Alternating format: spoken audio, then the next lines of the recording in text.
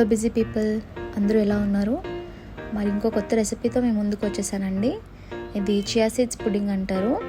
ఇది నేను ఫారెన్లో వర్క్ చేసేటప్పుడు నా ఫ్రెండ్స్ దగ్గర నుంచి నేర్చుకున్నాను. ఈ చియా సీడ్స్ అంటే తెలుగులో సబ్జా గింజలు అంటాం కదండి. అవి ఈ రెసిపీ చేసుకునే ముందు ఒక 10 to 15 minutes వాటర్లో వేసేసి ఉంచేసేయండి. సో 10 to 15 minutes అయ్యే వరకు వెయిట్ చేద్దాం. ఈరోజు ఇంకొక చిన్న హెల్త్ అడ్వైస్ ఇస్తానండి. చాలామంది పెద్దవాళ్ళు లేట్గా తినడం వల్ల, లేకపోతే పప్పు లేకపోతే ఇలాంటి గ్యాస్ట్రిక్ ఐటమ్స్ తినడం వల్ల యాసిడిటీ బాగా వస్తుంది.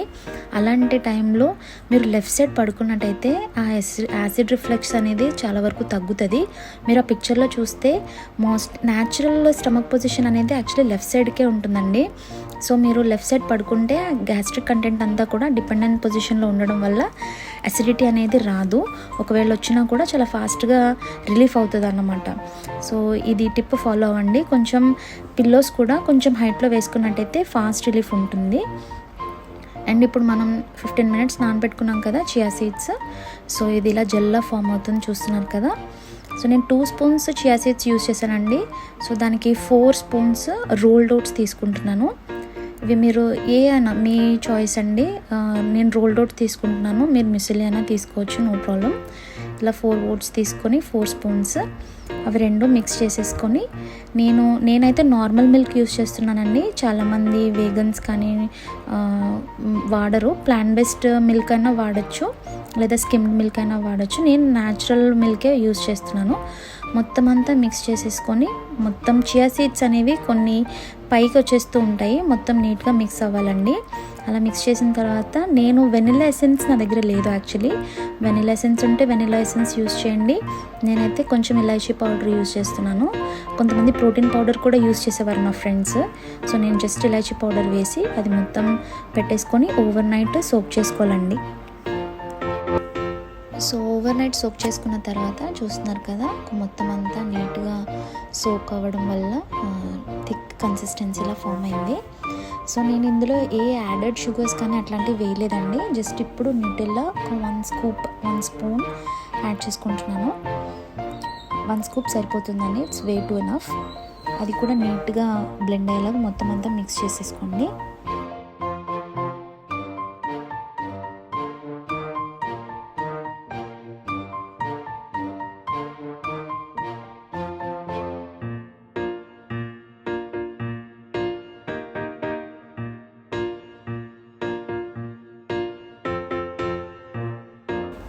సో ఇలా మొత్తం అంతా ఆల్ టుగెదర్ నీట్గా బ్లెండ్ అయిన తర్వాత మిక్స్ చేసుకున్న తర్వాత, ఇది నేను ఈ తీసుకున్న క్వాంటిటీ 2 servings వస్తుందండి.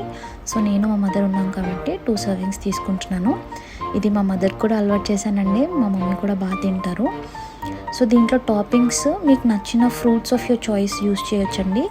నేనైతే banana and seasonal fruit mango use చేస్తున్నాను. one banana సరిపోతుందండి. అది కూడా ఎక్కువ కార్బ్స్ కాబట్టి 1 banana is highly enough. And ఒక 2 slices mango and almonds, flaked almonds కానీ డ్రై ఫ్రూట్స్ ఏ టాపింగ్స్ అయినా మీకు నచ్చినవి యూస్ చేసుకోవచ్చు. వాల్నట్స్ ఆర్ మై ఫేవరెట్ అండి. సో ఇవన్నీ కూడా నేను ఆల్రెడీ వీకెండ్స్లో కానీ ఎప్పుడైనా ఖాళీ టైం ఉన్నప్పుడు నేను రోస్ట్ చేసుకొని పెట్టేసుకుంటాను అనమాట. సో నాకు ఈజీ అవుతుంది.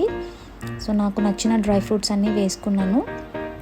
అండ్ కార్న్ఫ్లేక్స్ కూడా యూస్ చేయొచ్చండి. ఇవి హనీ ఆల్మండ్ కార్న్ఫ్లేక్స్ అనమాట. జస్ట్ కొంచెం ఆ క్రంచీనెస్ కోసం అంతే. పైన టాపింగ్ కోసం నేను చాక్లెట్ సిరప్ యూస్ చేస్తున్నాను. ఆ ఎక్కువ వేసుకునేది నా ప్లేట్ అండి. ఐ లవ్ చాక్లెట్ సిరప్ నాకు. సో ఇంతేనండి. ఇది నేను డెజర్ట్లో తింటాను, బ్రేక్ఫాస్ట్లో తింటాను. కొంచెం హెవీ ఉంటుంది. అండ్ సీజనల్ ఫ్రూట్స్ ఉన్నప్పుడు ఆ సీజనల్ ఫ్రూట్ యూస్ చేస్తాను. లైక్ హియర్ స్ట్రాబెరీ వాడాను అనమాట. Please do watch and like and subscribe. Thanks for watching అండి.